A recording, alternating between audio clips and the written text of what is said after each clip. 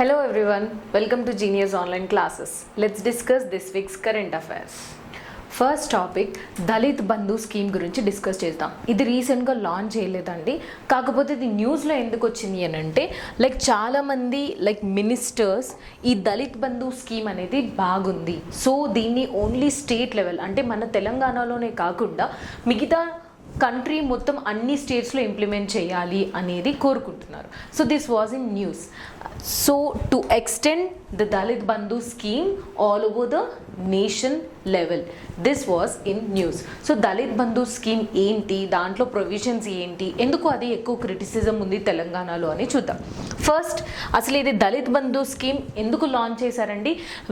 వ్యవస్థాపకత అంటే ఎంటర్ప్రెన్యూర్షిప్ని దళిత్స్ కమ్యూనిటీలో పెంచడానికి, పర్టికులర్గా it was dedicated only for the Dalit community అంటే schedule caste people. So entrepreneurship వ్యవస్థాపకత దళిత్స్లో పెంచడానికి వాళ్ళే జాబ్ క్రియేట్ చేసే సిచ్యుయేషన్లో ఉండాలి. సో వాళ్ళు జాబ్ క్రియేట్ చేసి మిగతా వాళ్ళందరికీ జాబ్స్ ఇచ్చే సిచ్యుయేషన్లో వాళ్ళని ట్రైన్ చేయడం కానీ, వాళ్ళకి ఏమైనా ఫెసిలిటీస్ కావాలి అంటే అవన్నీ ఈ స్కీమ్ ద్వారా ప్రొవైడ్ చేస్తారు. ఎలా ప్రొవైడ్ చేస్తారు, ఎలా ఎంటర్ప్రెన్యూర్షిప్ని ప్రమోట్ చేస్తారు అని అంటే డైరెక్ట్ బెనిఫిట్ ట్రాన్స్ఫర్ అంటే ఫినాన్షియల్ అసిస్టెన్స్. ఒక ఫ్యామిలీకి, దళిత్ ఫ్యామిలీ ఎవరైతే ఉంటారో వాళ్ళకి పర్ ఫ్యామిలీకి 10 lakhs డైరెక్ట్ బెనిఫిట్ ట్రాన్స్ఫర్ అంటే వాళ్ళ అకౌంట్లో డైరెక్ట్గా ట్రాన్స్ఫర్ అవుతాయి. ఎంత అండి? 10 lakhs పర్ ఫ్యామిలీ వాళ్ళకి ట్రాన్స్ఫర్ చేస్తారు. సో ఇంకా ఇదే కాకుండా గవర్నమెంట్ ఇచ్చే లైసెన్స్కి సంబంధించిన స్కీమ్స్ ఉంటాయి కదా. సపోజ్ వైన్ షాప్స్ ఏవైనా పెట్టాలి, రైస్ మిల్స్ ఏవైనా పెట్టాలి, లేకపోతే మెడికల్ షాప్స్, ఫర్టిలైజర్ షాప్స్, ఇలాంటి వాటికి ఏవైనా షాప్స్ వాళ్ళు పెట్టి ఎంటర్ప్రెన్యూర్షిప్ ప్రమోట్ చేయాలి అని అంటే గవర్నమెంట్ దగ్గర ఖచ్చితంగా లైసెన్స్ తీసుకోవాలి. సో ఆ లైసెన్స్ తీసుకునే మెకానిజంలో దళిత్ కమ్యూనిటీ వాళ్ళకి రిజర్వేషన్స్ కూడా ప్రమోట్ చేస్తుంది గవర్నమెంట్. సో ఈ 3 మెకానిజమ్స్ ద్వారా దళిత్ కమ్యూనిటీ ఎవరైతే ఉంటారో వాళ్ళందరిలో ఎంటర్ప్రెన్యూర్షిప్ వ్యవస్థాపకత పెంచడానికి దళిత్ బంధు స్కీమ్ని లాంచ్ చేశారు. సో ఇంకొకటి, ఈ స్కీమ్ ద్వారా దళిత్ సెక్యూరిటీ ఫండ్ అని పెట్టాలి అనుకుంటున్నారంట. ఇది ఒక ఫండ్, దళిత్ సెక్యూరిటీ ఫండ్ అంటే స్టార్టింగ్ స్టేజెస్లో, ఫర్ ఎగ్జాంపుల్ ఇప్పుడు నేనే ఏదైనా వైన్ షాప్ పెట్టాలి అంటే ఇఫ్ నేను దళిత్ కమ్యూనిటీకి సంబంధించిన వ్యక్తిని అయితే నాకు 10 lakhs పర్ ఫ్యామిలీ ఇస్తారు. సో ఆ 10 lakhs ద్వారా నేను ఒక షాప్ ఆర్ వైన్ షాప్ ఏదైనా పెడతారు. సో నాకు అందులో లైసెన్స్లో కూడా రిజర్వేషన్స్ ప్రొవైడ్ చేస్తారు, నాకు కొన్ని రూల్స్ అండ్ రెగ్యులేషన్స్ కొన్ని ఈజీగా త్వరగా అయిపోయేలాగా పెడతారు. ఫైన్. సో నేను ఆల్రెడీ అది పెట్టేశాను. కానీ లాంగ్ లాస్టింగ్లో అది కొనసాగించాలి అని అంటే ఏవైనా సడన్గా నాకు ఏదైనా ప్రాబ్లమ్స్ వస్తే ఆ టైంలో కూడా గవర్నమెంట్ వచ్చి నాకు హెల్ప్ చేయడానికి ఈ దళిత్ సెక్యూరిటీ ఫండ్ని ఎస్టాబ్లిష్ చేశారు. అంటే అడ్వర్సరీ సిచ్యుయేషన్స్, అనుకోని పరిస్థితుల్లో ఏవైనా సిచ్యుయేషన్స్ వచ్చి నేను ఆ వైన్ షాప్ మూసే సిచ్యుయేషన్ వచ్చింది అనుకోండి, అలాంటి సిచ్యుయేషన్లో కూడా నేను అది మూసేయకుండా గవర్నమెంట్ ద్వారా పర్టికులర్గా ఈ దళిత్ సెక్యూరిటీ ఫండ్ ద్వారా మళ్ళీ కొన్ని ఫినాన్షియల్ అసిస్టెన్స్ కానీ ఏదైనా పొంది నా వైన్ షాప్ని కంటిన్యూ చేయొచ్చు. So for that purpose Dalit security fund will be launched in future. And ఈ దళిత్ సెక్యూరిటీ ఫండ్ని ఎవరు మేనేజ్ చేస్తారు? ఆ రెస్పెక్టివ్ డిస్ట్రిక్ట్ కలెక్టర్ ఎవరైతే ఉంటారో వాళ్ళు ఈ సెక్యూరిటీ ఫండ్ని మేనేజ్ చేస్తారు. అండ్ అంతేకాకుండా ఎవరైతే బెనిఫిషరీస్ ఉంటారో వాళ్ళకి కమిటీ ఉంటుంది, కమిటీ మెంబర్స్ ఉంటారు. ఆ committee members of beneficiaries and district collector అందరూ కోఆర్డినేట్ అయ్యి ఈ దళిత్ సెక్యూరిటీ ఫండ్ని మేనేజ్ చేస్తారు. So these are the provisions in which Dalit scheme have. So remember all the provisions and మనకి గ్రూప్ 1 మెయిన్స్ ఆన్సర్ రైటింగ్కి చాలా use అవుతుంది. సో ఈ scheme బాగుంది. సో నేషనల్ వైడ్లో కూడా మనం దీన్ని ఎక్స్టెండ్ చేయాలి అని చెప్పేసి చాలామంది కోరుకుంటున్నారు. So let's see certain criticisms. ఎందుకు దళిత్ బంధు స్కీమ్ అనేది క్రిటిసిజంకి వచ్చింది అని అంటే we already know that last year ఆగస్ట్లో ఈ స్కీమ్ని లాంచ్ చేశారు. Somewhere we all know that Huzurabad elections టైంలో ఆ హుజరాబాద్ ఎలక్షన్స్ కాన్స్టిట్యున్సీ ఏదైతే ఉంటుందో అందులో కరెక్ట్గా ఎలక్షన్స్కి ముందు ఈ దళిత్ బంధు స్కీమ్ని లాంచ్ చేశారు. There was a huge criticism regarding ఎలక్షన్స్కి ముందే ఈ స్కీమ్ లాంచ్ చేశారు జస్ట్ ఫర్ ఓట్స్ అని చెప్పేసి ఒక క్రిటిసిజం ఉంది. అండ్ రీసెంట్గా ఒక 2 days బ్యాక్ ములుగు ఎమ్మెల్యే ఎవరండి? సీతక్క తను కూడా అన్నారు లైక్ ఈ స్కీమ్లో ఏముంటుంది అని అంటే ఒక్క కాన్స్టిట్యుయెన్సీ అసెంబ్లీకి కాన్స్టిట్యుయెన్సీస్ ఉంటాయి కదండి, ఒక్కొక్క అసెంబ్లీ కాన్స్టిట్యుయెన్సీకి ఒక్కొక్క ఎమ్మెల్యే ఉంటారు. సో ఒక్క అసెంబ్లీ కాన్స్టిట్యుయెన్సీ నుంచి మనం 100 బెనిఫిషియరీస్ని మాత్రమే సెలెక్ట్ చేయొచ్చు అంట. కానీ సీతక్క గారు ఏమంటున్నారంటే తన కాన్స్టిట్యుయెన్సీలో like more than 1000 members are more than 2000 members ఉన్నారు. వాళ్ళందరికీ నేను ఈ దళిత్ బంధు స్కీమ్ బెనిఫిషరీగా ఎలా చేయగలను, నా అంతట నేను పిక్ చేయాలి. లైక్ బికాస్ ఈ 100 బెనిఫిషియరీస్ని ఎవరు సెలెక్ట్ చేస్తారు అంటే ఆ రెస్పెక్టెడ్ ఎమ్మెల్యే, ఆ అసెంబ్లీ కాన్స్టిట్యుయెన్సీకి ఎవరైతే ఎమ్మెల్యేగా ఉంటారో వాళ్ళే ఆ 100 బెనిఫిషియరీని సెలెక్ట్ చేయాలి. అంటే ఎలా సెలెక్ట్ చేస్తారు? ఫర్ ఎగ్జాంపుల్ మనమే ఎమ్మెల్యే ఒక కాన్స్టిట్యుయెన్సీకి అయితే మనం 100 మెంబర్స్ని సెలెక్ట్ చేసుకుంటే అది డిస్క్రిమినేషన్ అంటారు. లైక్ మిగతా వాళ్ళందరినీ పక్కన పెట్టేసి ఈ 100 మెంబర్స్ని ఏ క్రైటీరియాని పెట్టి మీరు సెలెక్ట్ చేశారు అనే ఒక కాంట్రవర్సీ అనేది వస్తుంది. సో నంబర్ ఆఫ్ బెనిఫిషియరీస్ ఎవరైతే ఈ దళిత్ బంధు స్కీమ్లో ఉండాలో వాళ్ళని ఎక్కువ పెంచమని సీతక్క గారు మన చీఫ్ మినిస్టర్ గారిని రిక్వెస్ట్ చేశారు. అండ్ ఇంకొకటి ఎవరు సెలెక్ట్ చేస్తారండి? ఎమ్మెల్యేస్. ఆ కాంట్రవర్సీ లైక్ వీళ్ళకి ఫేవరిజం చేస్తున్నాం వీళ్ళకి చేయట్లేదు అన్న కాంట్రవర్సీ పోవాలి అంటే instead of beneficiaries selected by the MLAs it have to be done by the lottery. అంటే మామూలుగా లాటరీ పికప్ చేయించి లైక్ ఎవరు ఆ ఫస్ట్ 100 వస్తారో వాళ్ళని ఎంతమంది ఉంటారో వాళ్ళని చేపిస్తే ఆ కాంట్రవర్సీ అనేది పోతుంది అని చెప్తున్నారు. And one more thing, why only like ఇప్పుడు ఫర్ ఎగ్జాంపుల్ మనం అందరము ఎగ్జామ్స్కి ప్రిపేర్ అవుతున్నాం. So it's been so many years మనకి నోటిఫికేషన్ ఏమీ లేదు and we are expecting a notification nearby. So అసలు ఎంటర్ప్రీనియర్షిప్ ప్రమోట్ చేయాలి అంటే ఫస్ట్ జాబ్స్ అనేవి మన ఎడ్యుకేషన్ లెవెల్కి కరెక్ట్గా మ్యాచ్ అయ్యేటట్టు మన తెలంగాణలో ప్రతి ఇయర్ క్రియేట్ అవుతూ ఉండాలి. అంటే గ్రాడ్యుయేట్ అయిన వాళ్ళకి గ్రాడ్యుయేట్ లెవెల్ జాబ్స్, ఇంటర్మీడియట్ అయిన వాళ్ళకి ఇంటర్మీడియట్ లెవెల్ జాబ్స్ ఏవైతే స్టేట్ పర్స్పెక్టివ్లో ఉంటాయో అవి ప్రతి ఇయర్ క్రియేట్ అవుతుంటే ఏ కమ్యూనిటీకి అయినా, స్టూడెంట్స్ కమ్యూనిటీ, దళిత్ కమ్యూనిటీ ఎవరికైనా కానీ జాబ్ సర్చ్ చేయాల్సిన ప్రాబ్లమ్స్ ఉండవు. So first of all government జాబ్స్ని క్రియేట్ చేసి ఆ తర్వాత ఇలాంటి స్కీమ్స్ని పెడితే ఇంకా మనకి యూస్ఫుల్ ఉంటుందని ఇవన్నీ క్రిటిసిజమ్స్. సో మనకి మెయిన్స్ ఆన్సర్ రైటింగ్లో ఇవన్నీ యూజ్ అవుతాయండి క్రిటిసిజమ్స్. బట్ మనకి ప్రిలిమ్స్ పాయింట్ ఆఫ్ వ్యూలో మీరు గ్రూప్ 1 గ్రూప్ 2 ఏది రాసినా కానీ ఇవైతే గుర్తుపెట్టుకోవాలి. దళిత్ సెక్యూరిటీ ఫండ్ ఎవరు మేనేజ్ చేస్తారు అండ్ స్కీమ్లో ఏమేమి ఉన్నాయి, ఎంత పంపిస్తారు, ఒక కాన్స్టిట్యూంట్ అసెంబ్లీలో ఎంతమందిని సెలెక్ట్ చేస్తారు, ఎవరు సెలెక్ట్ చేస్తారు, ఇవన్నీ మనం ప్రిలిమ్స్ పాయింట్ ఆఫ్ వ్యూలో నేర్చుకోవాలి. So this is all about Dalit Bandhu scheme. And next thing is April 11న రీసెంట్గా birth anniversary of Jyotirao Govindrao Phule గారిది సెలబ్రేట్ చేసుకున్నాం. సో తనకి ఇంకొక పేరు మహాత్మా జ్యోతిబా ఫూలే అని కూడా అంటాం. సో తను మహారాష్ట్రకి సంబంధించిన ఒక లో కాస్ట్కి సంబంధించిన కమ్యూనిటీ మెంబర్ అండి.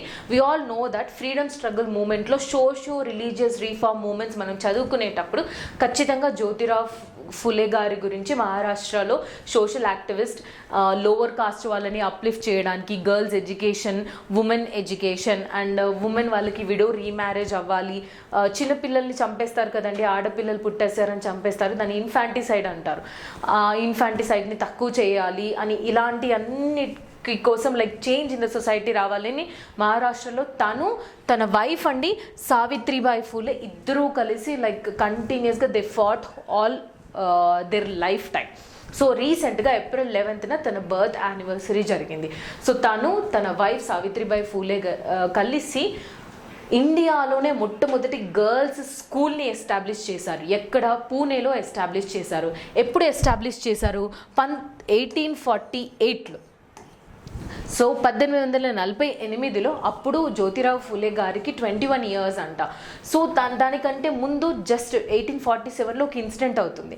తను ఒక బ్రాహ్మణ్ ఫ్యామిలీకి లైక్ మ్యారేజ్ అటెండ్ అవ్వడానికి వెళ్తారు. As I already told you the Jyotirao Phule గారు లో కాస్ట్కి సంబంధించిన ఒక పర్సన్. సో తను ఆ బ్రాహ్మణ్ ఫ్యామిలీకి వెళ్ళేసి అక్కడ జరిగే రిచువల్స్ అన్నింటిలో he'll be standing and he'll be participating. కానీ బ్రాహ్మణ్స్ ఫ్యామిలీలో higher cost and lower caste discrimination చాలా ఉంటుంది కాబట్టి తన పైన ఆ డిస్క్రిమినేషన్ అనేది వాళ్ళందరూ తనని డిస్క్రిమినేట్ చేస్తారు. సో ఆ తర్వాత ఇమ్మీడియట్గానే తను డిసైడ్ అవుతారు లైక్ ఇమ్మీడియట్గా నేను ఇవన్నీ ఓవర్కమ్ చేయాలి, అల్టిమేట్లీ దళిత్ కమ్యూనిటీని అప్లిఫ్ట్ చేయాలి అని అంటే women education and cost discrimination ఇవి రెండు పోవాలి అని తను లైఫ్ లాంగ్ మొత్తం వీటి రెండిటి కోసమే కష్టపడుతూ ఉంటారు. అండ్ 1873లో Satyashodhak Samaj was established by Jyotirao Phule garu. మనకి ఏ ఆర్గనైజేషన్ ఎవరు ఎస్టాబ్లిష్ చేశారు అనే క్వశ్చన్స్ కూడా అడుగుతారు ప్రిలిమ్స్లో. పర్టికులర్గా ఏ ఇయర్లో ఎస్టాబ్లిష్ చేశారండి? 1873లో సత్యశోడక్ సమాజ్ మహారాష్ట్రలోనే ఎస్టాబ్లిష్ చేశారు. ఎందుకని అని అంటే lower sections of the society ఎవరైతే ఉంటారో వాళ్ళ కోసం, అంటే వాళ్ళకి మిగతా వాళ్ళందరికీ ఈక్వల్ రైట్స్ ఉండాలి. Fought for equal rights for lower sections. ఎవరు అంటే సత్యశోడక్ సమాజ్లో ఎవరైతే మెంబర్స్ ఉంటారో వాళ్ళందరూ. సత్యశోడక్ సమాజ్ని మనం ఇంగ్లీష్లో సొసైటీ ఆఫ్ ట్రూత్ సీకర్స్ అని కూడా అంటాం. As I already told you that widow remarriage and infanticides కోసం కూడా తను అగెయిన్స్ట్ ఇన్ఫాంటిసైడ్.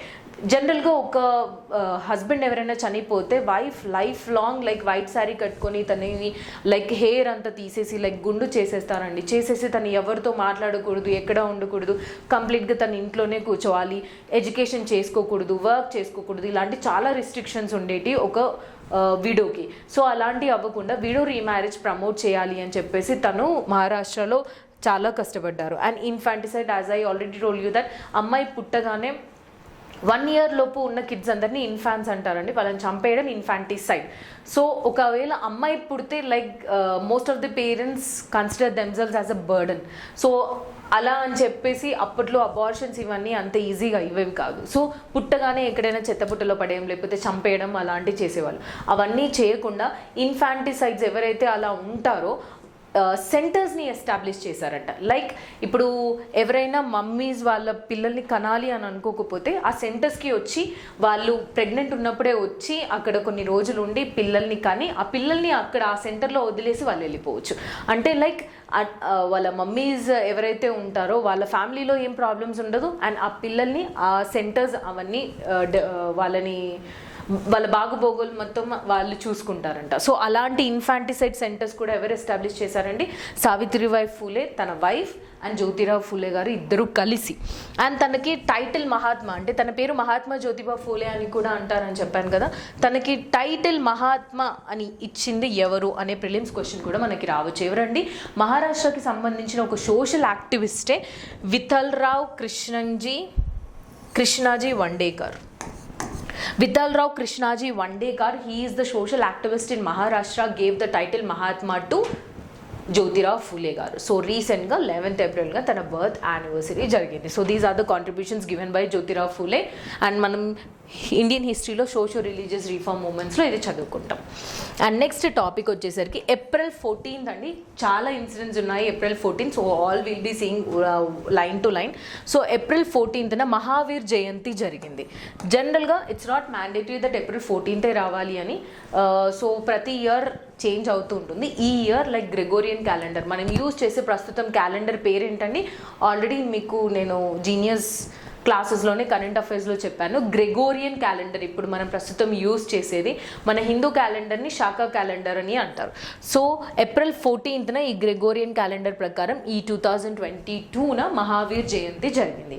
సో మనం మహావీర్ జయంతి ఆర్ మహావీర్ గురించి మనం ఎగ్జామ్ పాయింట్ ఆఫ్ వ్యూలో చదువుకోవాలి. ఈ ఫెస్టివల్లో మామూలుగా ఎలా జరుగుతాయి, జైన్స్ ఎలా చేస్తారు ఏంటి అనేది అంత డీటెయిల్గా మనకు అవసరం లేదు. కాకపోతే జైనిజం ఫౌండ్ చేసిన పర్సన్ కాబట్టి మనం జైనిజం గురించి డీటెయిల్గా తెలుసుకుంటే మన ఇండియన్ హిస్టరీలో లైక్ 6th century BCకి సంబంధించిన బుద్ధిజం, జైనిజం టాపిక్స్ అనేవి కవర్ అవుతాయి. సో ఈ వర్ధమాన మహావీర తను ఎవరండి?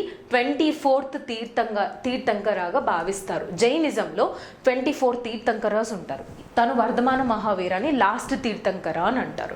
సో తీర్థంకర అంటే ఎవరండి? ఇప్పుడు మనకి ఏవైనా ప్రాబ్లమ్స్ ఉన్నాయనుకోండి, ప్రాబ్లమ్స్ని ఓవర్కమ్ చేయడానికి ఎవరైతే ఒక పర్సన్ వచ్చి మనని హెల్ప్ చేస్తారో తనని తీర్థంకర అంటారు. సో మనకి జైన టెక్స్ట్లో ఏముంటుందంటే ఒక రివర్ ఉంటుంది. ఆ river is considered as problems. మనం ఈ రివర్ని ఇక్కడ నుంచి ఇక్కడికి దాటాలి అంటే మన ప్రాబ్లమ్స్ని మనం ఓవర్కమ్ చేయాలి. సో ఎవరైతే పర్సన్ మనకి ఈ రివర్ దాటడానికి హెల్ప్ చేస్తారో ఆ పర్సనే తీర్థంకర అని జైన టెక్స్ట్లో రాసి ఉంటుంది.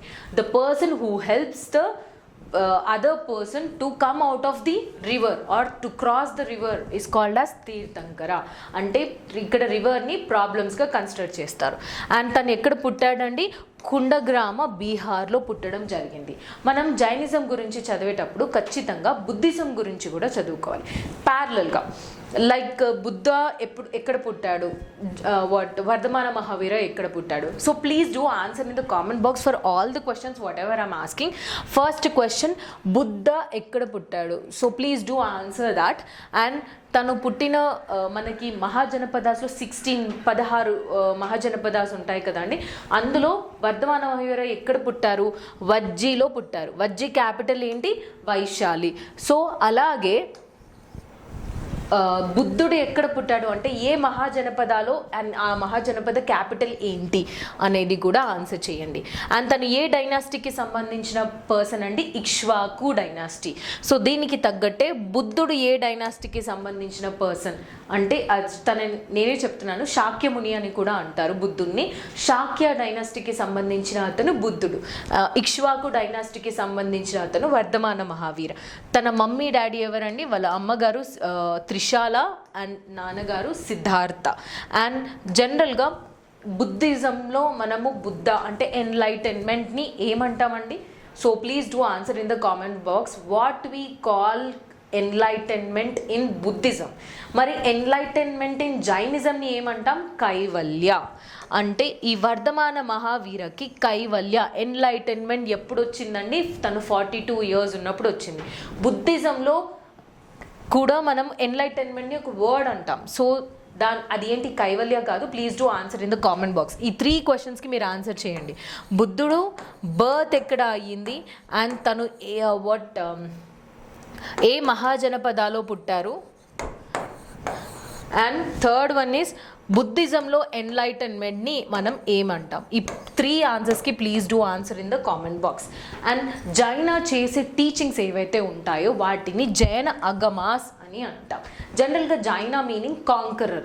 కాంకరర్ అంటే ఆక్రమించేవాళ్ళు. What the conquers your hearts, అంటే మీ హార్ట్స్ అన్నిటిని దోచేసుకుంటారంట జైనాస్. సో అందుకని ఆ పేరు ద్వారా జైనా అని వచ్చింది. ఎవరైతే జైనిజం గురించి టీచింగ్ చేస్తారో, లైక్ టీచర్స్ ఎవరైతే ఉంటారో, ఆ టీచింగ్స్ని జైనా అగమాజ్ అని అంటారు. సో జనరల్గా జైనిజం ఎక్కువగా స్ప్రెడ్ అవ్వలేదు. When compare to Buddhism and Jainism, Buddhism spreaded a lot but Jainism did not. And Jaina వాళ్ళు యూజ్ చేసే లాంగ్వేజ్ ఏంటంటే Prakrit language. Prakrit language is considered as a common people language. అంటే నార్మల్గా సాంస్క్రిట్ అనేది elite higher sections of the society ఎవరు ఉంటారో వాళ్ళు మాట్లాడతారు ఏన్షియంట్లో మనం చూసుకుంటే. సో కానీ జైనా వాళ్ళు రాసే టెక్స్చర్ కానీ వాళ్ళు మాట్లాడే లాంగ్వేజ్ కానీ ఏంటి? Prakrit language, common people language. తనకి మోక్షం ఎన్ని ఇయర్స్లో వచ్చిందండి? 72 yearsలో వచ్చింది. ఎస్, తనకి మోక్షం అంటే like Kaivalya is at 42 years. మోక్షం అని అంటే జనరల్గా మనము ఎవరైనా దేవుడిగా భావించిన తర్వాత వాళ్ళు చనిపోయారు అని జనరల్గా చెప్పము. సో దాన్నే మనం మోక్షం అని అంటాం. సో మోక్షం ఎప్పుడు వచ్చింది అంటే ఎవరికి? వర్ధమాన మహావీరకి 72 yearsలో వచ్చింది. So April 14th is considered as. And జైనాలో like main important principles 5 principles ఉంటాయి. అలాగే మనకి బుద్ధిజంలో 8 principles ఉంటాయి. సో బుద్ధిజం గురించి వచ్చినప్పుడు బుద్ధిజం గురించి చదువుకుందాం. బట్ జైనిజంలో 5 main principles which were taught by tirthankaras ఏంటి అండి? అహింస. అహింస అంటే non violence. Extreme preference was given to non violence అండి. ఎలా అంటే లైక్ ఆరిజినల్ జైన్స్ ఎవరైతే ఉంటారో వాళ్ళు అగ్రికల్చర్ చేసేవాళ్ళు కాదంట. దున్నితే అందులో ఉన్న క్రిములు కానీ బ్యాక్టీరియా కానీ ఎర్త్ వామ్స్ కానీ చనిపోతాయి కదా. సో ఎక్స్ట్రీమ్ అలా చనిపోకూడదు, మనం ఎవరిని చంపేయకూడదు అనే ఒక థాట్తోని వాళ్ళు అగ్రికల్చర్నే ప్రొహిబిట్ చేశారు. అంటే వాళ్ళు కల్టివేట్ చేయరు, ఓన్లీ ట్రేడింగ్ యాక్టివిటీ మాత్రమే చేస్తారు. అండ్ ఇంకొకటి వాళ్ళు ఫేస్కి కూడా ఒక మాస్క్, ఇప్పుడు మనం కరోనా వచ్చేసి మాస్క్ యూజ్ చేస్తున్నాం కానీ వాళ్ళు ఎప్పటి నుంచో యూజ్ చేసేవాళ్ళండి. ఎందుకంటే like even if you are breathing like ఏమైనా బ్యాక్టీరియా వైరస్ ఏమైనా మీ ముక్కులోకి నోట్లోకి వెళ్ళిపోయి అవి చనిపోతాయేమో అని చెప్పేసి like what they believe is everything surrounding you has its own life. ఇవన్నీ గాడ్ క్రియేట్ చేశారు. ఒక రాక్కి కూడా లైఫ్ ఉంటుంది, ఒక టేబుల్కి కూడా లైఫ్ ఉంటుంది, whatever the thing you see, even ఈ పెన్కి కూడా లైఫ్ ఉంటుంది అని వాళ్ళు బిలీవ్ చేస్తారంట. So that is why they don't want to kill any one. So they believe in extreme form of non violence. And asteya అంటే non stealing, ఎవరి వస్తువుల్ని దొంగిలించకూడదు. And satya, always talk truth. And aparigraha అని అంటే అవతల వాళ్ళ ప్రాపర్టీని ఆక్రమించుకోవడం. స్టీలింగ్ ఈజ్ లైక్ వస్తువుల్ని దొంగిలించుకోవడం, ఆక్రమించుకోవడం, లైక్ ప్రాపర్టీ, వేరే వాళ్ళ యొక్క ప్రాపర్టీని నా ప్రాపర్టీగా నేను ఆశించి దాన్ని ఆక్రమించుకునేటి ఇలాంటి ఏవి చేయకూడదు. అండ్ బ్రహ్మచార్య, ఇవన్నీ ఫాలో అయితేనే that person can be called as a Jaina. So ఈ 5 are the most important principles which were taught by Jainism. And next 3 jewels, 3 రత్నాస్ ఆఫ్ జైనిజం ఉంటాయి. మనకి 3 రత్నాస్ ఆఫ్ బుద్ధిజం కూడా ఉన్నాయి friends. So first let's see 3 రత్నాస్ of Jainism. సమ్యక్ దర్శన అంటే రైట్ ఫేత్.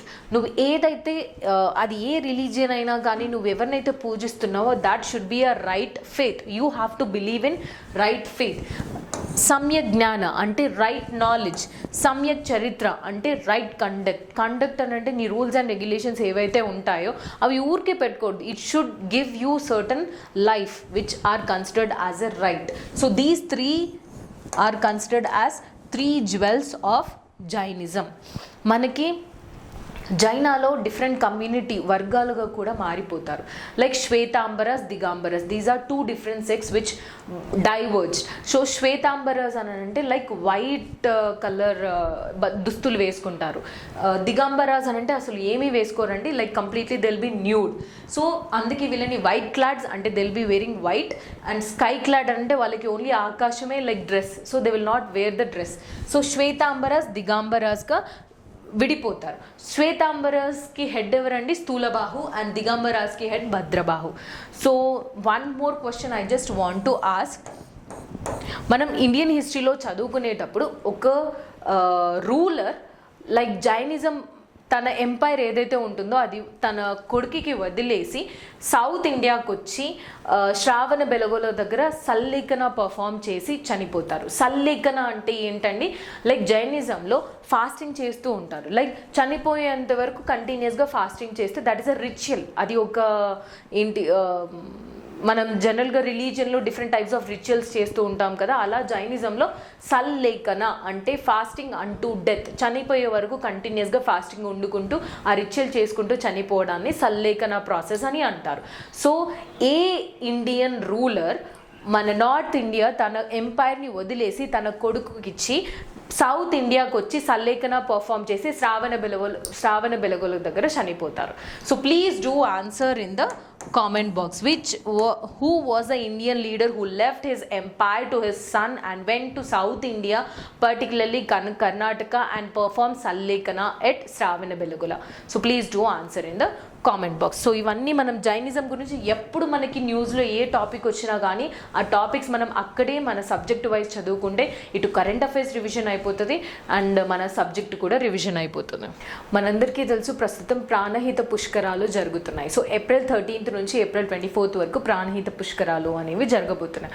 సో ఇది న్యూస్లో ఏంటి, అసలు పుష్కరం అంటే ఏంటి, ఎప్పుడు సెలబ్రేట్ చేసుకుంటాం, దేని బట్టి సెలబ్రేట్ చేసుకుంటాం అని ఒక 3-4 జస్ట్ మన ఎగ్జామ్స్ పాయింట్ ఆఫ్ వ్యూలో తెలుసుకుంటే చాలు. మెయిన్స్లో మనకి ఇలాంటి క్వశ్చన్స్ గురించి అడిగే ఛాన్స్ ఉండదు, ప్రిలిమ్స్లోనే అడుగుతారు. సో పుష్కరాల గురించి ఫస్ట్ ఆఫ్ ఆల్ ఎందుకు మనం పుష్కరాలు సెలబ్రేట్ చేసుకుంటాం, ఎన్ని ఇయర్స్కి ఒకసారి సెలబ్రేట్ చేసుకుంటాం, అసలు పుష్కరం అనే వర్డ్ ఎలా వచ్చింది అనేది ఇప్పుడు చూద్దాం. First thing we all know that పుష్కరాలు అని అంటే లైక్ మన ఇండియాలో ఏవైతే 12 మేజర్ సాక్రెడ్ రివర్స్ ఏవైతే ఉంటాయో వాటిని పూజిస్తారు. లైక్ మనం అక్కడికి వెళ్ళేసి మనందరికీ తెలుసు లైక్ స్నానాలు చేస్తాము సో దట్ మనం ఇప్పటి వరకు చేసిన పాపాలు అన్నీ అక్కడ ప్యూరిఫై అయిపోతాయి అనే ఒక చిన్న హోప్ అనేది ఉంటుంది. So worshipping of 12 major sacred rivers in the India is considered as Pushkaram.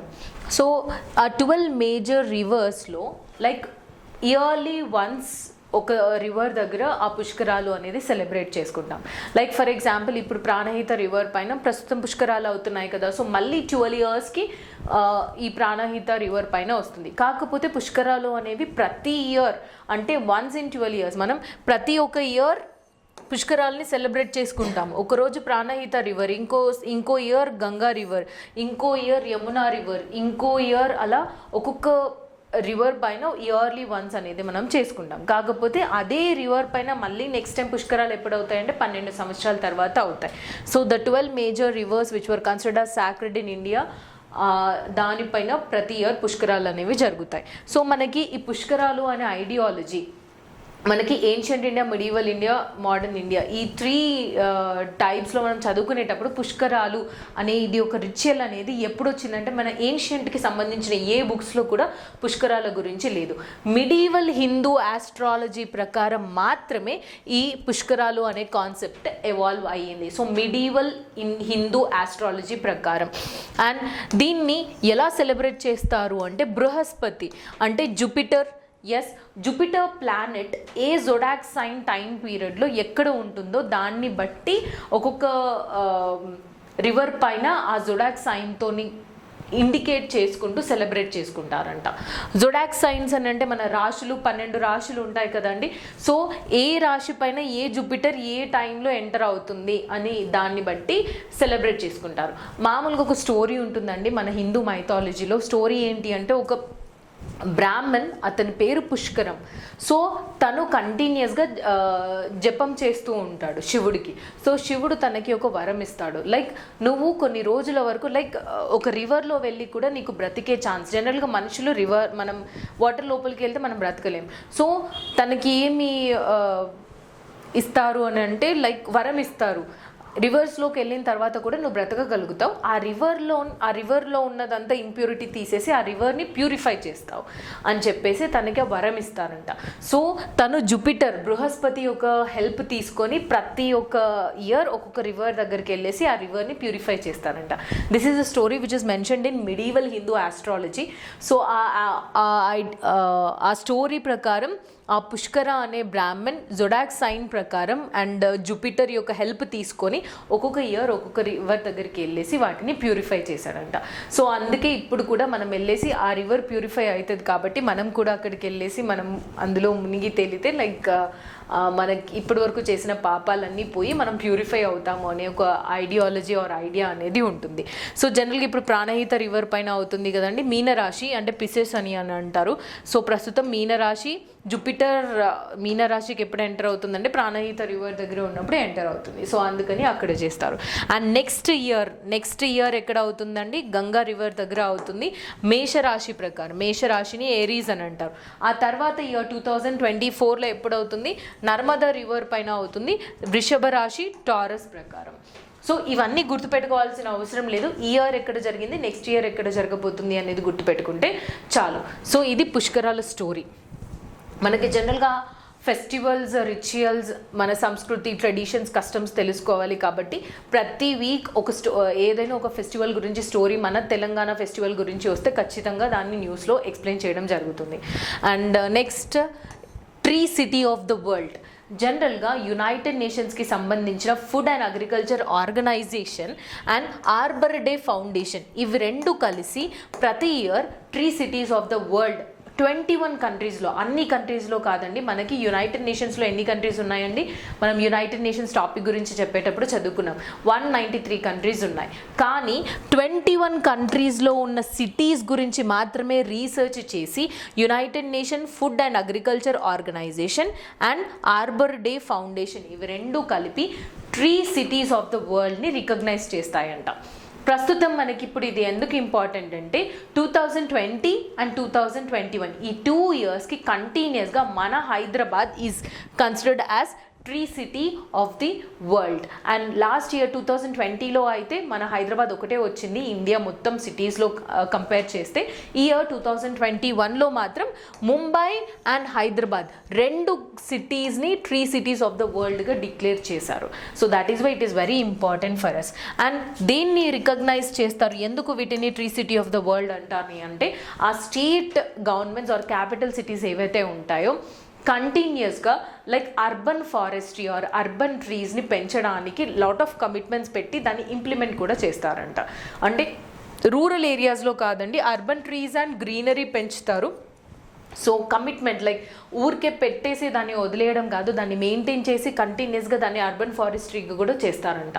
So ఆ మెయింటెనెన్స్లో ఎవరు ఎక్కువ ఉన్నారు అని బట్టి స్టేట్స్ని ర్యాంకింగ్ చేస్తుంది. అందులో హైదరాబాద్ అండ్ ముంబై ఈ ఇయర్ టాప్లో ఉన్నారు. అండ్ నెక్స్ట్ మన క్వశ్చన్ ఫర్ యూ అండి, తెలంగాణలో ఒక ప్రోగ్రామ్ ప్రకారం మన తెలంగాణలో లైక్ అర్బన్ ఫారెస్ట్రీని పెంచుతాం. ఆ ప్రోగ్రామ్ పేరేంటి? Please do answer in the comment box. ఆ ప్రోగ్రామ్ ప్రకారం మనం ఏంటండి 3.50 crore ట్రీస్, మన జనాభా కూడా ఆల్మోస్ట్ దగ్గర 3.5 crores ఉందండి తెలంగాణది. So 3.50 crore trees were planted in just 500 hours. అంటే 500 గంటల్లో 3.50 crore ప్లాంట్స్ని వాళ్ళు నాటడం జరిగింది. అండ్ వాటిని మెయింటైన్ చేసి కంటిన్యూస్గా వాటిని కాపాడుకుంటూ కూడా ఉంటున్నారంట. సో అందుకని మన హైదరాబాద్కి టాప్ పొజిషన్ ఇచ్చింది. Like Hyderabad was considered as tree city of the world. ఇది సెకండ్ టైం రావడం, ఈ ర్యాంకింగ్ ఇవ్వడం థర్డ్ టైం అండి. అంటే థర్డ్ ఎడిషన్ ఇప్పుడు ఇస్తున్నారు. దాంట్లో లాస్ట్ ఇయర్ 2020, 2021కి హైదరాబాద్ అనేది వచ్చింది. And next is, we all know that April 14th is the birth anniversary of Ambedkar గారు. సో అంబేద్కర్ గారి గురించి చాలా వరకు న్యూస్ మనం చదివాము. So short glimpse I'll be giving. మన ఇండియన్ హిస్టరీలో కూడా చాలా ఇంపార్టెంట్. సో అంబేద్కర్ గారి యొక్క స్టాచ్యూ, ఇది ఆల్రెడీ మనం జీనియస్ పబ్లికేషన్స్లోనే లైక్ కరెంట్ అఫైర్స్లో డిస్కస్ చేసాము. పీవీఆర్ మార్గ్ దగ్గర బై డిసెంబర్, ఈ ఇయర్ డిసెంబర్ ఎండింగ్ వరకు 125 feet లాంగ్ ఉన్న ఒక బ్రాంజ్ స్టాచ్యూని డిప్లాయ్ చేయాలని మన state government, Telangana government already announce చేయడం జరిగింది. సో అది మళ్ళీ ఒకసారి మాట్లాడారు. అండ్ ఏదైతే పీవీఆర్ మార్గ్ దగ్గర స్టాచ్యూ కడతారో దాని చుట్టూ టూరిస్ట్ డెస్టినేషన్గా దాన్ని మార్చాలి. అండ్ అక్కడ ఒక మ్యూజియం డెడికేటెడ్ టు అంబేద్కర్ గారిది ఎస్టాబ్లిష్ చేయాలి. అండ్ ఈవెన్ అక్కడ ఒక మెడిటేషన్ సెంటర్ కూడా ఎస్టాబ్లిష్ చేస్తారంట. So these are the things which were announced by the Telangana government on the birth anniversary of our favorite Ambedkar garu. And we all know that he also faced a lot of discriminations coming from the lower caste. And tanu a lower caste discrimination povali ani chaala varaku contribute chesaru mana Indian freedom struggle movement lo kuda. And let's have a certain glimpse. Tanu, we all know that independence వచ్చిన తర్వాత మనకి drafting committee, like మనం constitution maintain చేయాలి అని అంటే దానికి ఒక drafting committee establish చేశారు. ఆ డ్రాఫ్టింగ్ కమిటీకి హెడ్గా వర్క్ చేసింది మన అంబేద్కర్ గారే. And India first law minister కూడా అంబేద్కర్ గారే. అండ్ తను ఎప్పుడు పుట్టారండి? 1891లో తను జన్మించారు. అండ్ 1923లో తను ఒక ఫౌండేషన్ ఎస్టాబ్లిష్ చేశారు, బహిష్కృత్ హితకర్ణి సభ. బహిష్కృత్ హితకర్ణి సభ was established by which of the following personalities అని మనకి ప్రిలిమ్స్లో క్వశ్చన్ రావచ్చు. ఎవరు ఎస్టాబ్లిష్ చేశారండి? అది అంబేద్కర్ గారు ఎస్టాబ్లిష్ చేశారు. హిందూ ఐడియాలజీ ప్రకారం, అంటే హిందూయిజం ప్రకారం ఏవైతే రిగ్రెసివ్ రిచువల్స్ ఉంటాయో, అంటే like so and so community వాళ్ళు రాకూడదు, డిస్క్రిమినేట్ చేసుకుంటూ ఉంటాయో, వాటికి అగేన్స్ట్గా వర్క్ చేయడానికి ఈ బహిష్కృత్ హితకర్ణి సభని తను 1923లో ఎస్టాబ్లిష్ చేయడం జరిగింది. అండ్ 1927లో మహద్ సత్యాగ్రహ కూడా చేశారు. మహర్ కమ్యూనిటీకి సంబంధించిన ఆర్ లోవర్ కాస్ట్ కమ్యూనిటీకి సంబంధించిన వాళ్ళందరికీ ఫేస్ చేస్తున్న డిస్క్రిమినేషన్స్కి అపోజిట్గా మహర్ సత్యాగ్రహ తను లాంచ్ చేయడం జరిగింది. And we all know the story that Poona pact 1932లో రామ్సే మెక్డానల్ అనౌన్స్ చేసిన 1932లో ఏం అనౌన్స్ చేశారండి? డిప్రెస్డ్ క్లాస్ వాళ్ళకి కూడా రిజర్వేషన్స్ ప్రొవైడ్ చేస్తారు, లైక్ కమ్యూనల్ అవార్డ్. దాన్ని 1932లో మన జరిగింది ఏంటిది? కమ్యూనల్ అవార్డ్ అని మనం ఇండియన్ హిస్టరీలో చదువుకుంటాము. Ramsay MacDonald who announced that even SCs or the depressed class will be given separate electorate. Separate electorate అంటే ఏంటి? ప్రస్తుతం మన ఎలక్షన్స్లో సెపరేట్ ఎలక్టరేట్ లేదండి. ఇప్పుడు నేను ఉమెన్ అయితే ఓన్లీ ఉమెన్ వాళ్ళే నాకు ఓట్ చేయాలి. నేను ఎస్సీని అయితే ఓన్లీ ఎస్సీ మాత్రమే నాకు ఓట్ చేయాలి. నేను ముస్లిం అయితే నాకు ఓన్లీ ముస్లిమ్స్ మాత్రమే ఓట్ చేయాలి. So question for you guys, like for the first time British government announced communal award in which act? మనకి యాక్ట్స్ ఉన్నాయి కదా, 1909 act, 1919 act, government of India act 1848, ఇలా డిఫరెంట్ యాక్ట్స్ ఉన్నాయి. గవర్నమెంట్ ఆఫ్ ఇండియా 1932, ఏ act ప్రకారం for the first time government of India announced separate electorate for Muslims. So first time separate electorate announce చేసింది ముస్లిమ్స్కి. అది ఏ యాక్ట్ అనేది please do answer in the comment box. ఎస్సీస్ or depressed క్లాస్కి separate electorate announce చేసింది ఏ act ద్వారా అండి? Communal award 1932. దీనికి అపోజిట్గా గాంధీ గారు ఫాస్ట్ ఆన్ టు డెత్ చేశారు, లైక్ సత్యాగ్రహ చేశారు. దేనికోసం? ఎందుకంటే హిందూ కమ్యూనిటీలో ఎస్సీస్ అనేవాళ్ళు ఇంక్లూడెడ్ అయ్యి ఉండాలి. ఇప్పుడు వాళ్ళకి సెపరేట్ ఎలక్టరేట్ అనేది ఇస్తే ఎప్పటికీ కూడా వాళ్ళని ఈక్వల్గా ట్రీట్ చేయరు. బ్రాహ్మణ్స్ లాగానే ఉండిపోతారు, లోవర్ సెక్షన్స్ లాగానే ఉంటారు. వాళ్ళ మధ్యలో డిస్క్రిమినేషన్ ఏదైతే ఉందో అది మనం ఓవర్కమ్ చేయలేము అని చెప్పేసి గాంధీ గారు అపోజ్ చేశారు ఈ కమ్యూనల్ అవార్డుకి. సో అప్పుడు Poona pact was announced, like depressed క్లాస్కి అందరినీ రిప్రజెంట్ చేస్తూ అంబేద్కర్ గారు సరే మాకు మీరు అదేంటి ఏదైతే ఫాస్టింగ్ చేస్తున్నారో అది వదిలేసేయండి, మాకు ఈ కమ్యూనిటీ లైక్ సెపరేట్ ఎలక్టరేట్ అవసరం లేదు, ఇన్స్టెడ్ ఆఫ్ దట్ మాకు రిజర్వేషన్స్ ప్రొవైడ్ చేయాలి అని అంటే రిజర్వేషన్స్ కాన్సెప్ట్ తీసుకొచ్చింది పూనా ప్యాక్ట్ ద్వారా 1932. ఇది మనం ఇండియన్ హిస్టరీలో ఒక స్టోరీ లాగా చదువుకుంటాం. So yes, and round table conferences కూడా అయ్యాయి కదండి. Please do answer in the comment box. Round table conferences ఎందుకు ఎస్టాబ్లిష్ చేశారు? లండన్లో జరిగాయండి round table conferences. 3 round table conference 1930, 1931, 32 ఆ టైం పీరియడ్లో జరుగుతాయి. అసలు రౌండ్ టేబుల్ కాన్ఫరెన్సెస్ ఎందుకు పెట్టారు? రీజన్ ఏంటి? Please do answer in the comment box. 2 questions అడిగానండి. Yes, so all 3 round table కాన్ఫరెన్స్కి అటెండ్ అయిన వ్యక్తి అంబేద్కర్ గారు. మహాత్మా గాంధీ గారు 2nd రౌండ్ టేబుల్ కాన్ఫరెన్స్కి మాత్రమే అటెండ్ అవుతారు, ఐఎన్సి ఇండియన్ నేషనల్ కాంగ్రెస్ని రిప్రజెంట్ చేస్తూ. కానీ అన్ని రౌండ్ టేబుల్ కాన్ఫరెన్స్కి అటెండ్ అయిన వ్యక్తి ఎవరండి? Ambedkar garu. And you have lot of things like 1951లో తను క్యాబినెట్ నుంచి రిజైన్ చేయడం జరుగుతుంది. ఎందుకంటే హిందూ కోడ్ బిల్ గురించి దెర్ వర్ డిఫరెన్సెస్. తను సజెస్ట్ చేసిన ప్రికాషన్స్ వేరు, ప్రొవిజన్స్ వేరు, అక్కడ తీసుకురావాల్సినవి వేరు. సో ఆ డిఫరెన్సెస్ తను తీసుకోలేక తను 1951లో రిజైన్ చేసేసి బయటికి వచ్చేస్తారు. అండ్ తను 1956లో బుద్ధిజంకి కన్వర్ట్ అవుతారు. అండ్ ఈ year birth anniversary of Ambedkar గారు డిఫరెంట్ స్టేట్స్ కూడా సెలబ్రేట్ చేసుకున్నాయి కదా. As I already told you that మన తెలంగాణలో 125 feet long bronze statue PVR Marg దగ్గర ఈ ఇయర్ డిసెంబర్ ఎండింగ్ లోపు దాన్ని ఎస్టాబ్లిష్ చేయాలి అని అనుకుంటున్నారు. అలాగే తమిళనాడులో this day like April 14th was declared as equality day in Tamil Nadu. And even మహారాష్ట్రలో తను జన్మించింది అక్కడే కదండి. అక్కడ 72 feet స్టాచ్యూ ఒకటి ఎస్టాబ్లిష్ చేసి ఆ స్టాచ్యూకి నేమ్ పెట్టారంట, స్టేటస్ ఆఫ్ నాలెడ్జ్ అని. ఎందుకు అని అంటే we all know that Ambedkar గారు had lot of degrees.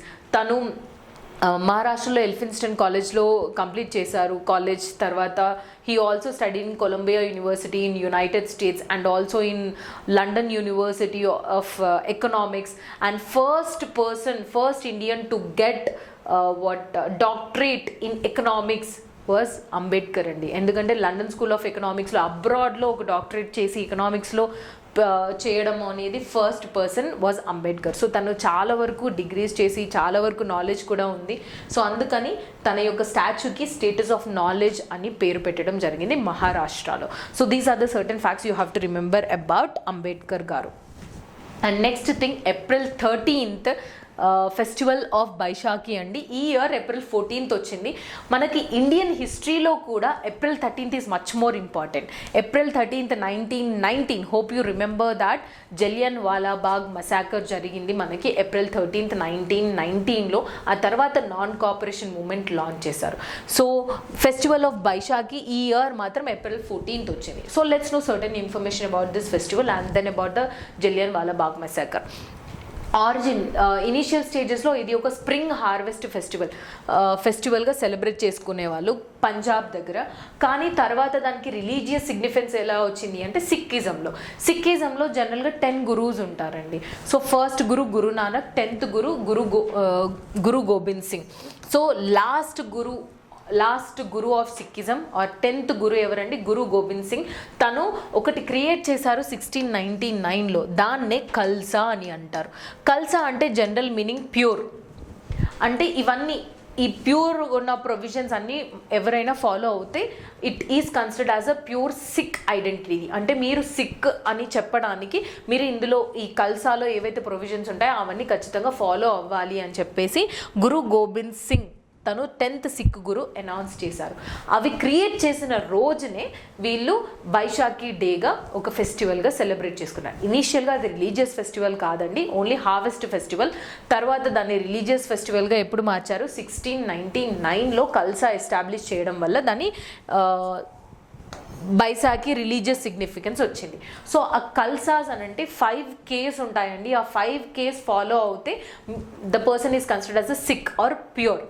5 Ks ఏంటి? Kesh, uncut hair. మీరు సిక్ వాళ్ళు చూస్తే లైక్ టర్బన్ వేసుకుంటారు కదండి, వాళ్ళ హెయిర్ ఎప్పుడు కూడా కట్ చేయకూడదంట. ప్యూర్ సిక్ ఎవరు ఫాలో అవుతారో. And they have to maintain a కంగా, అంటే వుడెన్ కోంబ్. వాళ్ళ దగ్గర ఎప్పుడు కూడా కోంబ్ ఉంటుంది కదండి, అది వుడెన్ అయ్యి ఉండాలి. And they will also maintain kachera. Kachera అంటే లైక్ అండర్ గార్మెంట్ ఉంటుంది కదా అండి, cotton white colour under garment మాత్రమే వాళ్ళు వేసుకోవాలి. And even kirpan they have to have it.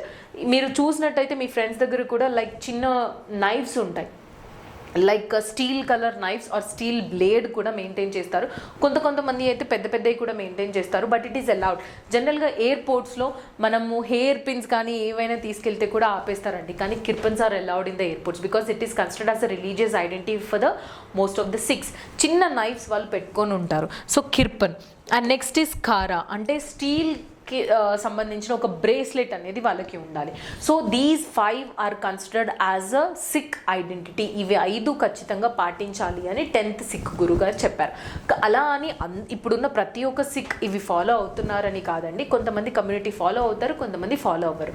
కానీ ఇది క్రియేట్ చేసిన డేని మనం బైశాఖి ఫెస్టివల్గా సిక్ వాళ్ళు సెలబ్రేట్ చేసుకుంటూ ఉంటారు. And even Sikhism will promote the equality among the men and women. Men and women అందరూ ఈక్వలే, ఎవరు ఎక్కువ ఎవరు తక్కువ కాదు. And even they rejected the cast system. వాళ్ళ దాంట్లో మనలాగా ఈ క్యాస్ట్, బీసీ క్యాస్ట్, ఆ క్యాస్ట్, ఎస్సీ క్యాస్ట్ అనేది ఏది హిందూయిజంకి సంబంధించిన కాస్ట్ లాగా ఉండదు. They rejected the cost system.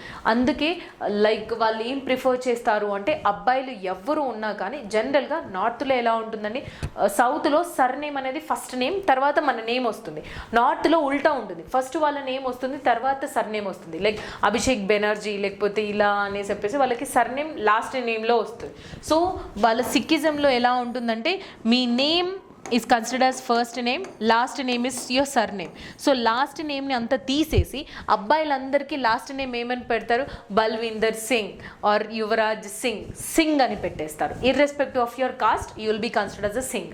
అమ్మాయి అయితే కౌర్ అని పెట్టాలి, like Manpreet Kaur or Praneet Kaur. So అమ్మాయి అయితే కౌర్, అబ్బాయి అయితే సింగ్. అంటే లాస్ట్ నేమ్ అంటే కాస్ట్ని మొత్తం తీసేసి మీరు ఇవే ఫాలో అవ్వాలి అని చెప్పారంట. అండ్ ఈవెన్ ఈ ఫెస్టివల్ని సెలబ్రేట్ చేసుకునేటప్పుడు the unique festival of Sikh bhangra dance చేసుకుంటూ ఉంటారంట. అండ్ ఈవెన్ సిక్కి సంబంధించిన ఒక మార్షల్ ఆర్ట్స్ ఉంటుంది, దాన్ని గట్కా అని అంటారంట, అది కూడా పర్ఫామ్ చేస్తారు. So this is how they celebrate the Baishakhi festival. మనం ఇండియన్ హిస్టరీకి వస్తే, as I already told you that April 13th is considered as the Jallianwala Bagh massacre. ఏదైతే near by Amritsar Golden Temple ఉంటుంది కదండి, దానికి దగ్గరలోనే జలియన్వాలా బాగ్ అంటే ఒక పెద్ద గార్డెన్ అండి, ఓపెన్ గ్రౌండ్. అది అన్ని సైడ్స్లో మీకు క్లోజ్డ్గా ఉంటుంది. చిన్న అవుట్లెట్ లైక్ అందులో నుంచి లోపలికి వెళ్ళడం, అందులో నుంచి బయటికి రావడం, చిన్న అవుట్లెట్ ఉంటుందంట. సో జనరల్గా మనందరికీ తెలుసు 1919 టైం పీరియడ్లో రౌలట్ యాక్ట్ని అనౌన్స్ చేస్తారు. రౌలట్ యాక్ట్లో ఏం అనౌన్స్ చేస్తారు? ఇర్రెస్పెక్ట్ ఆఫ్ ద ట్రయల్, అంటే నీకు అరెస్ట్ వారెంట్ లేకుండా, నేను ట్రయల్ లేకుండా డైరెక్ట్గా నేను అరెస్ట్ చేసే రైట్స్ ఇస్తారు రౌలట్ యాక్ట్లో. దానికి అగేన్స్ట్ మన ఇండియన్ మొత్తం అందరూ కలిసి రౌలట్ సత్యాగ్రహ చేస్తుంటారు. అందులో సైఫుద్దీన్ కిచ్లు అని ఇంకొక పర్సన్ కలిసి, ఇద్దరిని కలిసి పంజాబ్ దగ్గర ఎవరైతే వాళ్ళు ఈ రౌలట్ సత్యాగ్రహ చేస్తున్నారో వాళ్ళని అరెస్ట్ చేస్తారు. యాక్చువల్లీ వాళ్ళు లీడర్స్. సో వీళ్ళని ఎలా బయటికి తీసుకురావాలి అనే ఒక స్ట్రాటజీని ప్లాన్ చేయాలి. కానీ ప్లాన్ చేయాలి అంటే రౌలట్ సత్యాగ్రహాలో లైక్ రౌలట్ యాక్ట్ ప్రకారం బయట 4-5 కలిసి నిల్చోకూడదు. సో ఎలా ఇప్పుడు మనందరం ఎలా డిస్కస్ చేసుకోవాలి అని చెప్పేసి వాళ్ళు April 13th మేము వైశాఖి ఫెస్టివల్ సెలబ్రేట్ చేసుకుంటాము, మాకు పర్మిషన్ కావాలి అని చెప్పేసి జలియన్ వాలా బాగ్లో చేసుకుంటాం, పీస్ఫుల్గా చేసుకుంటామని చెప్పి పర్మిషన్ తీసుకుంటారు. గవర్నమెంట్ ఆఫ్ ఇండియా అంటే బ్రిటిష్ ఎవరైతే అక్కడ రూల్ చేస్తున్నారో వాళ్ళు పర్మిషన్ కూడా ఇస్తారు. అక్కడ వెళ్ళి సెలబ్రేట్ చేసుకునే టైంలో వితౌట్ ఎనీ ఇంటిమేషన్, ఎలాంటి ఇంటిమేషన్ ఇవ్వకుండా ఆల్మోస్ట్ ఆ చిన్న అవుట్లెట్ దగ్గర general Dyer will give the permission to the police to shoot. So అందరినీ అక్కడ చంపేసాం. అక్కడ చిన్న బావి కూడా ఉంటుందండి. సో అందరూ వాళ్ళ పైన మేమేంటి చనిపోయేది అని చెప్పేసి అందులో చనిపోయిన వాళ్ళు కూడా ఉన్నారు. సో ఆ మసాకర్ని జలియన్ వాలా బాగ్ మసాకర్ అని అంటారు. సో ఎవ్రీ ఇయర్ మనం April 13th దాన్ని మెమొరేట్ చేసుకుంటాం. ఈ ఇయర్ April 13th కూడా బైశాఖి ఫెస్టివల్ అయ్యింది. ఈ year April 14th Baishakhi festival వచ్చింది. So somewhere it is related to this.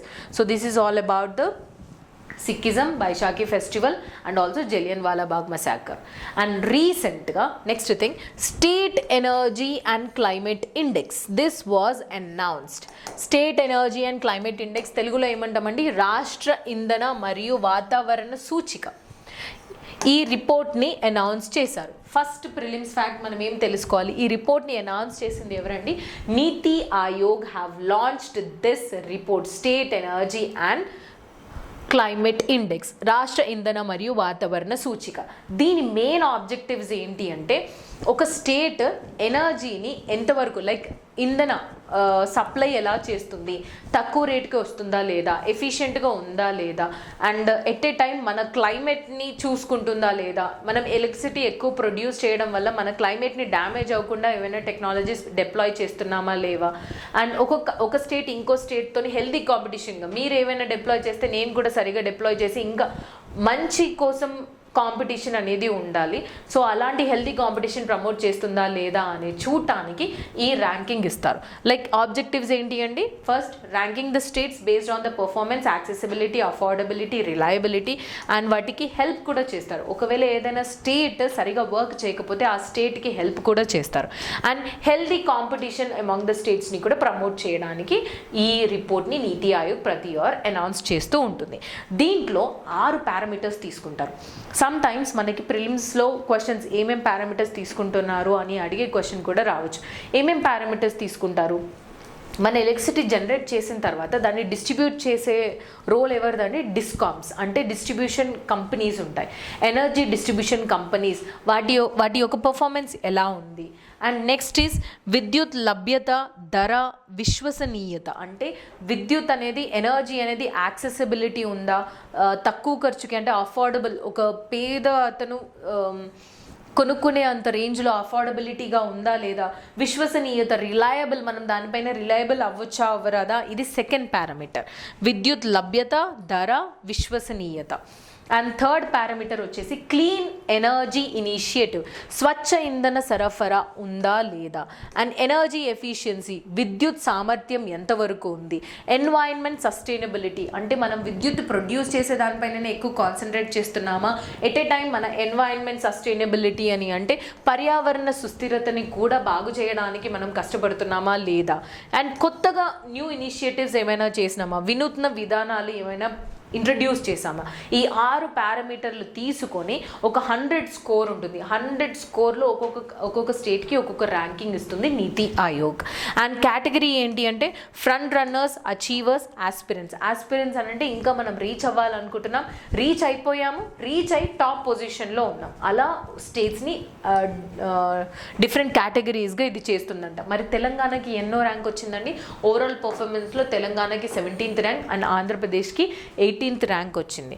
దీంట్లో మనకి డిఫరెంట్ కేటగిరీస్ ఆఫ్ ర్యాంకింగ్స్ ఉన్నాయి. అంటే larger states, smaller states and union territories అనేసి. లార్జర్ స్టేట్స్లో గుజరాత్, కేరళ, పంజాబ్ టాప్లో ఉన్నాయి.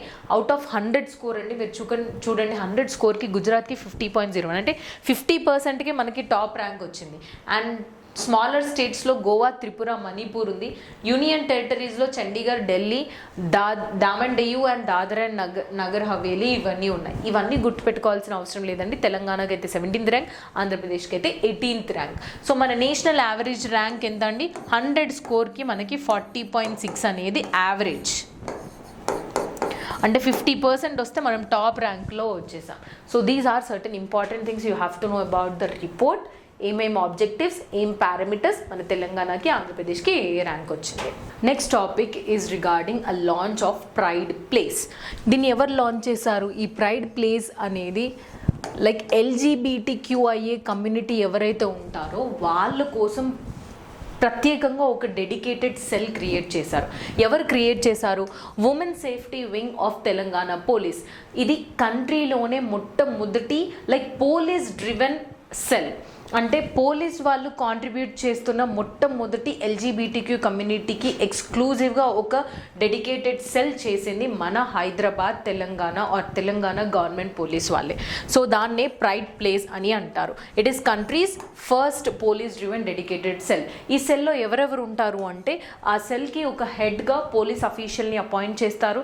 అండ్ దాంట్లో ట్రాన్స్జెండర్ కమ్యూనిటీకి సంబంధించిన ఒక రిప్రజెంటేటివ్ అండ్ లీగల్ ఎక్స్పర్ట్స్ కూడా ఉంటారు. వీళ్ళందరూ కలిసి లైక్ LGBTQIA కమ్యూనిటీకి సంబంధించిన అవేర్నెస్ ప్రోగ్రామ్స్ని డెడికేట్ చేయడము, వాళ్ళకి సంబంధించిన ప్రాబ్లమ్స్ని సాల్వ్ చేయడము అన్నీ చేస్తూ ఉంటారంట. అండ్ ఈవెన్ ఈ ప్రైడ్ ప్లేస్కి సంబంధించి వన్ మోర్ థింగ్ ఏంటి అంటే first of all police officials ఎవరైతే ఉంటారో వాళ్ళకి జనరల్ అవేర్నెస్ ఉండాలి, వాట్ ఈస్ వాట్ అండ్ వాళ్ళకి సంబంధించిన లీగల్ ప్రొవిజన్స్ ఏంటి అని చెప్పేసి. సో అలాంటి వాటి కోసం అవేర్నెస్ ప్రోగ్రామ్స్ని కూడా క్రియేట్ చేస్తున్నారు.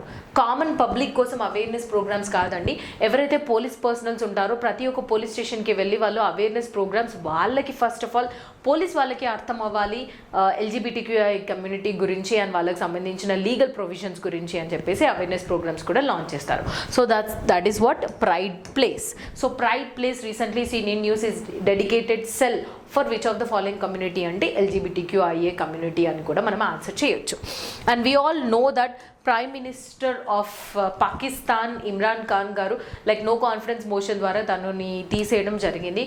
So next prime minister of Pakistan was him Shehbaz Sharif గారు. So certain appointments are important. మనం లాస్ట్ వీక్ కరెంట్ అఫైర్స్లో చీఫ్ మినిస్టర్ని ఎలా అపాయింట్ చేస్తాం ఏంటి అని చదువుకున్నాం. సేమ్ ప్రొసీజర్ మనం ప్రైమ్ మినిస్టర్ గురించి కూడా చదువుకోవాలి. పాకిస్తాన్ ప్రైమ్ మినిస్టర్ కాదండి, ఇది న్యూస్లో వచ్చింది కాబట్టి మన ఇండియన్ ప్రైమ్ మినిస్టర్ని ఎలా అపాయింట్ చేస్తారు అనేది మనం ఇండియన్ పాలిటీలో చదువుకోవాలి. And next thing is Seema Darshan project. Recently మన హోమ్ మినిస్టర్ అమిత్ షా గారు సీమా దర్శన్ ప్రాజెక్ట్ని గుజరాత్లో లాంచ్ చేశారు. ఎక్కడండి? నాందాబేట్ ద్వార్ దగ్గర దీన్ని లాంచ్ చేయడం జరిగింది. అసలు ఈ సీమా దర్శన్ ప్రాజెక్ట్ ఏంటి అని అంటే జనరల్గా మనకి గుజరాత్లో కూడా లైక్ బార్డర్ ఉంటుంది కదా అండి.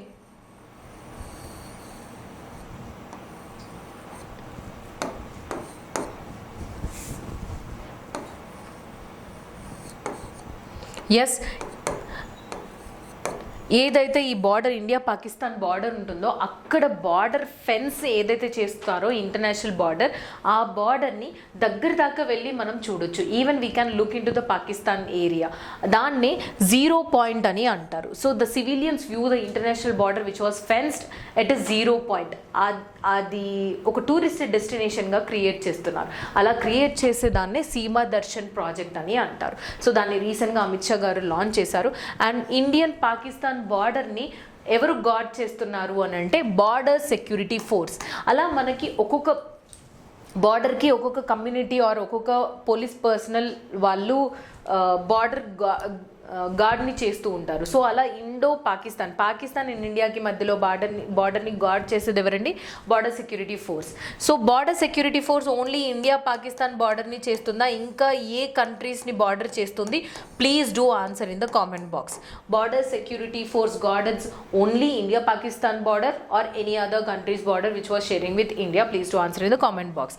అండ్ ఈ Seema Darshan project was a joint initiative of Gujarat tourist department and Gujarat frontier, అంటే ఈ దగ్గర ఉండే ఎవరైతే ఉంటారో బార్డర్ సెక్యూరిటీ ఫోర్స్ వాళ్ళందరూ కలిసి ఈ ఇనిషియేటివ్ని జాయిన్ చేశారు. మనకు తెలియాల్సింది ఏంటండి? సీమా దర్శన్ ప్రాజెక్ట్ దేని గురించి? మన international border which was sharing with the Pakistan, దాని దగ్గరలోకి వెళ్ళి చూడడానికి అవకాశం ఉంటుంది. ఆ అవకాశాన్ని అరేంజ్మెంట్స్ని క్రియేట్ చేసేదే ఈ Seema Darshan project. Next is national safe motherhood day. April 11th is dedicated as national అండి, ఇంటర్నేషనల్ కాదు, మన national safe motherhood day April 11th. ఎందుకు అని అంటే యాక్సెస్ టు కేర్. జనరల్గా సరిగా కేర్ తీసుకోకపోవడం వల్ల మెటర్నల్ మోర్టాలిటీ అనేది జరుగుతుంది. అంటే పిల్లల్ని కనేటప్పుడు లైక్ సరిగా కేర్ తీసుకోకపోతే చాలామంది మదర్స్ చనిపోతూ ఉంటారు. సో అలాంటి ప్రాబ్లమ్స్ రాకూడదు, వాళ్ళకి ప్రాపర్ కేర్ ఉండాలి, ప్రెగ్నెన్సీ టైం పీరియడ్లో కేర్ ఉండాలి, అండ్ ఈవెన్ బర్త్ టైం పీరియడ్లో ఉండాలి, బర్త్ ఇచ్చిన తర్వాత కూడా కొన్ని రోజుల వరకు ఉండాలి.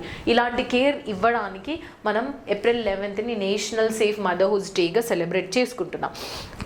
మెయిన్ ఇంటెన్షన్ వచ్చేసి రెడ్యూస్ మెటర్నల్ మోర్టాలిటీ రేట్, ప్రసూతి మరణాల రేట్ ఏదైతే ఉంటుందో దాన్ని తక్కువ చేయడానికి. యాక్చువల్లీ దీన్ని ఫస్ట్ టైం రికగ్నైజ్ చేసింది 2003 నుంచి మనం దీన్ని సెలబ్రేట్ చేసుకుంటున్నాం. ఎవరండి దీన్ని ప్రపోజ్ చేసింది? White ribbon alliance. అది ఒక లైక్ గ్రూప్ ఆఫ్ 1800 NGOs, అంటే మోర్ దెన్ 1800 NGOs అన్నీ కలిసి ఇండియాలో మెటర్నల్ మోర్టాలిటీ రేట్ని తక్కువ చేసి అండ్ ప్రాపర్ వాళ్ళకి హెల్త్ ఫెసిలిటీస్ని ప్రొవైడ్ చేసి వాళ్ళ హెల్త్ని ఇంకా ఇంప్రూవ్ చేయడానికి కాంట్రిబ్యూట్ చేసే వాళ్ళు ఈ వైట్ రిబ్బన్ అలయన్స్. సో వాళ్ళు మన ఇండియన్ గవర్నమెంట్కి ఫస్ట్ టైం ప్రపోజ్ చేశారంట. సో ఒక డెడికేటెడ్ డే ఉండాలి మన మదర్స్ని ప్రొటెక్ట్ చేసుకోవడానికి అని. So April 11th was declared as a national safe motherhood day by help of this white ribbon alliance. And fortunately April 11th is also birth anniversary of ఎవరండి? తను కస్తూర్బా గాంధీ గారు, మహాత్మా గాంధీ గారి wife. So తన birth anniversary కూడా మన national safe motherhood day కూడా celebrate చేసుకుంటాం. And next thing is April 13th was considered as a Siachen day. మనకు చాలా ఇంపార్టెంట్ డేస్ ఉన్నాయండి. ఏప్రిల్ 13th సియాచిన్ డే ఎందుకు అని అంటే 1980s టైం పీరియడ్లో ఆపరేషన్ మేఘ్దూత్ మన ఆర్మీ వాళ్ళు లాంచ్ చేశారు. Like we all know that, see here, this is a Siachen. yes, ఇది పాకిస్తాన్ ఆక్యుపైడ్ కాశ్మీర్ అండ్ ప్రస్తుతం మనకి Jammu and Kashmir and Ladakh reason ఇది మాత్రమే ఉంది. ఎస్, మనం జనరల్గా మ్యాప్లో ఇదంతా చూస్తాం కదండి. పాకిస్తాన్ మ్యాప్ చూస్తే ఇది పాకిస్తాన్ మ్యాప్లో చూపిస్తారు, చైనా మ్యాప్లో చూస్తే ఇది చైనా మ్యాప్లో చూస్తారు. ఇండియాలో మాత్రం ఇది మొత్తం అంతా మన ఇంక్లూడెడ్లోనే ఉంటుంది. దీన్ని POK, పాకిస్తాన్ ఆక్యుపైడ్ కాశ్మీర్ అంటారు. దీన్ని Aksai Chin which was occupied by China. So ఇది జమ్మూ అండ్ కాశ్మీర్. ఈ మధ్యలో ఉన్న ఏరియానే Siachen glacier.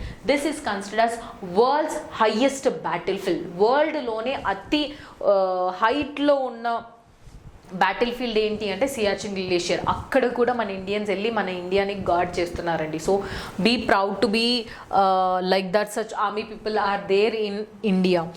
And 1980s time పీరియడ్లో ఆ సియాచిన్ గ్లేషియర్ని ఆక్రమించడానికి పాకిస్తాన్ ట్రై చేస్తే అది అవ్వకుండా ఆపరేషన్ మేఘ్దూత్ మన ఇండియన్ ఆర్మీ లాంచ్ చేసి ఆల్ ఆఫ్ ఎ సడన్ మన ఆర్మీ పీపుల్ని ఎయిర్ ఫోర్స్ ద్వారా అక్కడ వెళ్ళేసి అక్కడ డిప్లాయ్ చేయడం జరిగింది. సో సియాచిన్ గ్లేషియర్ని వాళ్ళు ఆక్యుపై చేయకుండా మనం కాపాడుకున్నాం. That is what Operation Meghdoot. So ఆ డేని కమెమరేట్ చేసుకుంటూ April 13th is declared as a Siachen day.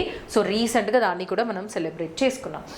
And compare to defence టెక్నాలజీకి వస్తే రీసెంట్గా DRDO పోఖ్రాన్ దగ్గర హెలీనాని టెస్ట్ చేసింది. హెలీనా అంటే ఏంటి? Anti tank guided missiles. మనకి మిసైల్స్లో డిఫరెంట్ టైప్స్ ఆఫ్ మిసైల్స్ ఉంటాయి. సో ఇది హెలీనా అనేది యాంటీ ట్యాంక్ గైడెడ్ మిసైల్. ఇది మన ఇండియన్ ఆర్మీ మామూలుగా గ్రౌండ్ లెవెల్ ఆర్మీలో కూడా యూజ్ చేస్తున్నారు. అండ్ ఎయిర్ ఫోర్స్లో దానికి డిఫరెంట్ నేమ్ ఉంటుందండి, ధృవస్త్ర.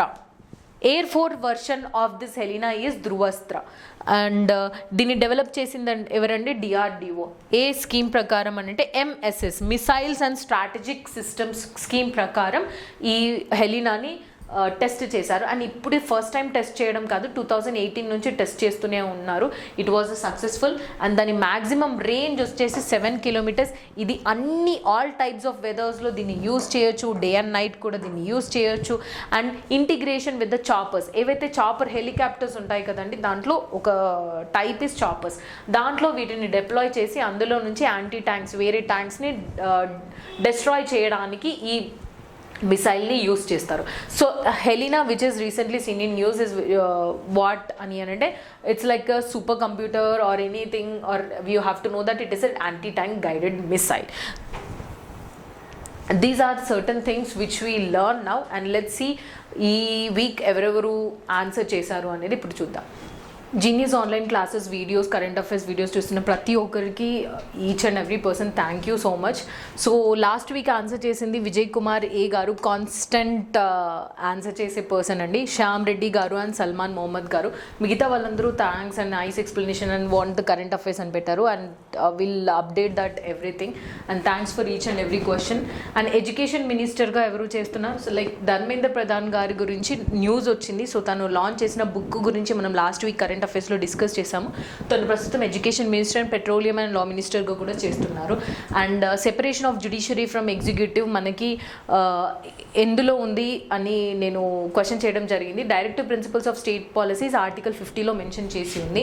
అండ్ చార్ధమ్ ప్రాజెక్ట్ గురించి కూడా like Yamunotri, Gangotri, Badrinath and Kedarnath. And these are the answers I got from the comment box. And once again, if you like our content, please do like, share and subscribe Genius Online Classes. Thank you.